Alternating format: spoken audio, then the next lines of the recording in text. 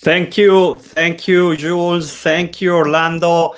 What a pleasure to be here with you in this event. I think it's great to see this kind of initiatives. I always support that. Learning is the most important skill that you can have. The most important time is learning from others. So what I just wanted to be honest with you now that we are here in a family, and tell you some of my failures and the ones I learned more and mark my career for where I am now. And I'm not afraid of talking about them. So I think hopefully you can learn a couple of things and make you better. I think that's the goal of what we want to achieve today. So very early in my life, I was about 13 years old, and I was one of the most shy person in the world. I could not speak in public. I was shaking when I had to speak up. Uh, I struggled. I felt like the whole world was watching me when I was talking. So extremely shy. Maybe some of you can feel the same. And there was an event in my school presenting to the families, and they asked for volunteers, and I said, well, I want to try. I'm really shy, but I want to force myself. So I prepared very well a presentation. It was about football, something I was very passionate, and how it could be used for cultural integration.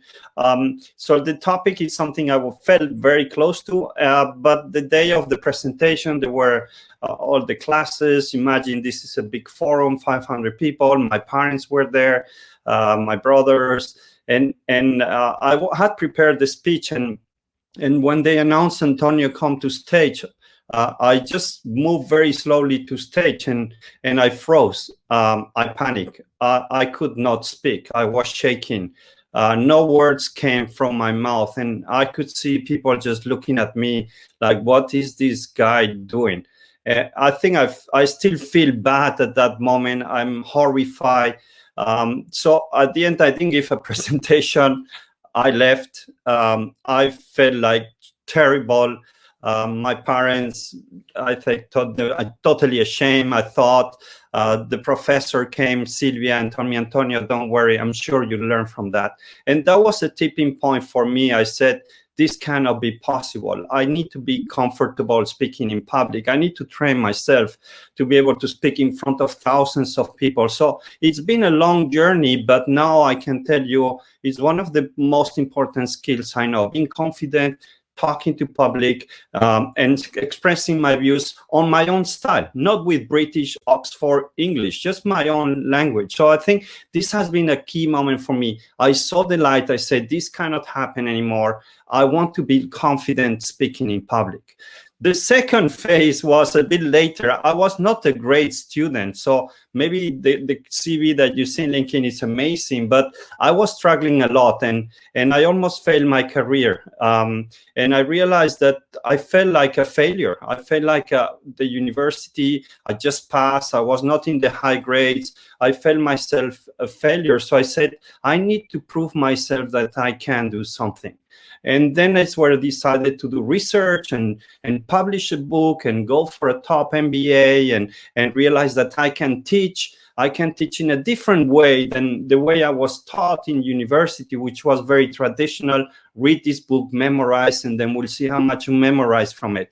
And I learned to teach, and in a nice way where I can engage with the people, make them think differently. So that was another big aspect in my life. I failed in the way of studying, projecting myself. I didn't have any self-confidence after finishing university. I say, I need to change that. It's in my hands to do something better. And that's where I started to stretch myself and work on my weaknesses. It was not, I was shy, but I was also not like high scoring. So I was in the middle to the bottom. So I had to prove myself, just myself. I didn't want to prove anybody else, just myself, to feel myself confident. I think there's no better advice that I can give you that feel confident with yourself. Trust yourself. Be self-assured that this is, if you don't believe in yourself, nobody will believe in yourself. And the third and probably the most painful failure in my career, there's much more, but I'll just highlight this one. I started early. When I started working, I was working for one of the top consulting firms, global consulting firms.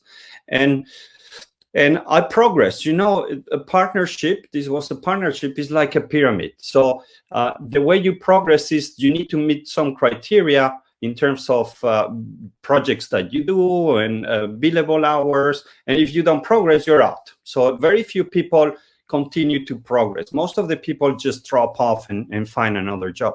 I managed to climb the ladder. So I was getting closer to be partner, very close to be partner. Of course, I was young. I said, what else can I do than become a partner? A young partner is prestige. You're powerful. You have a lot of money, which is not too bad. So I really work hard to become a partner.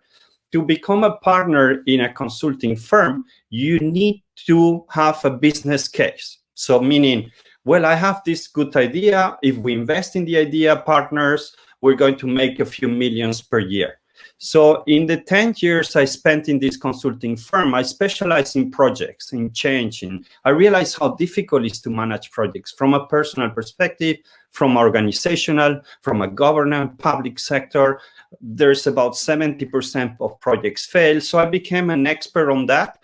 And my pitch to the partners to become a partner was, I want to develop the project advisory consulting services. So that was my pitch. And I realized that I was convinced. I had done some research. I had prepared. You have about 20 minutes to make the pitch. So this was around 2006, 2006. And I had this session. There's a few people with have chances to become partner lining up. It's like going to the doctor and you see them all stressed. And I was one of the last ones. And you go into this room where you see about 12 partners, all very senior, serious, not laughing at all, and say, next. It's like this dragon den, where they come and they just try to destroy your business case. But it felt like that. So I made my speech very nice, passionate, and I felt really good. When you have these meetings or presentations, sometimes you feel really good. That was the case. I think they were nodding and I went out convinced I was going to be a partner. I went and party we went to Place Luxembourg there, close to some of you. And I just was so happy that I buy all the drinks. I said, tonight is on me, everybody who's here. So I really left hundreds of, not euros at the time. Yeah, euros. I pay for it. I said, listen, I'm going to be partner. So who cares? I pay. The day after, I go back to my office and I get the call from the big boss, Roger, and he says, Antonio, can you come up? So I climbed the stairs because I didn't want to waste time with the lift. So it was 7 floors. I came into Roger's office. The Roger office is like 40 square meters. It's huge. Roger was sitting in the back and Roger says, Antonio, come here. He was smiling. I said, yes. I was saying, yes, Roger, what do you want? And Roger told me, listen, we loved your presentation. You're passionate. You obviously know a lot about projects. And he said, unfortunately, you're fired. And I say, what? Roger, can you please repeat that? Yeah, we love your presentation, but you're fired. And I said, can you explain? And I was just feeling bad and bad and bad. It reminded me when I was doing that keynote and said, listen, we know you like this stuff, but it's not something we can invest. We don't see the potential of your idea. Everybody can do projects. So it's just very tactical. We are more fancy type of consulting. So it's not strategic. So sorry, you have to leave. And again, it was one of these moments where you feel like a failure and everything is like looks back around you and the world is collapsing. And I felt really bad. I felt after 10 years investing so much time and it made me doubt about myself, my choices, my career options. And I was in a space which is around project management, change management, transformation, which was a kind of a generalist type of position. So people were saying, why don't you go to finance and just do the career track or strategy or marketing? That's easier. But after 3-4 months of reflection and thinking, I said, no, Antonio, where is your heart? Where do you think you will be happy? What others people want you to do or what you want to do? And I've made that choice. It's about 15 years ago. I said, I'm going to do what I want. I want to develop my passion. I want to become one of the experts in the world around projects. How can we use projects to motivate people, to reunite societies, to create a better world and better companies? And so that was like another turning of my career. It was a terrible failure. It's not easy to say that you're kicked out and that you lost your job and something that you're passionate, but that really was probably one of the most precious moments in my career. When I look back, all these terrible keynote where I froze and I didn't speak anything, a terrible student, but I said I need to fight that in a way or another, with a book, with teaching, and then failing in your career and find your passion. For me, these are things that have shaped me. And I think I look at failure now very different. Every time I fail, of course, it's painful. If failure is not painful, you didn't try enough. You didn't try anything hard.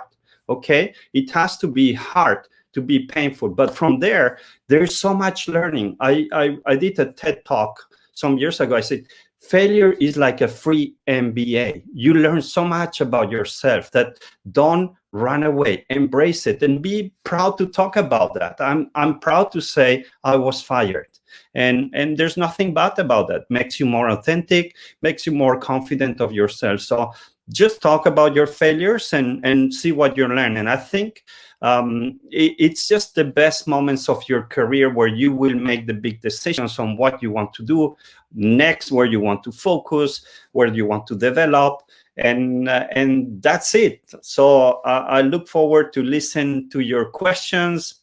I hope you got some points here and could relate it to some stories. And I pass it back to the next speaker. I look forward to the next talks.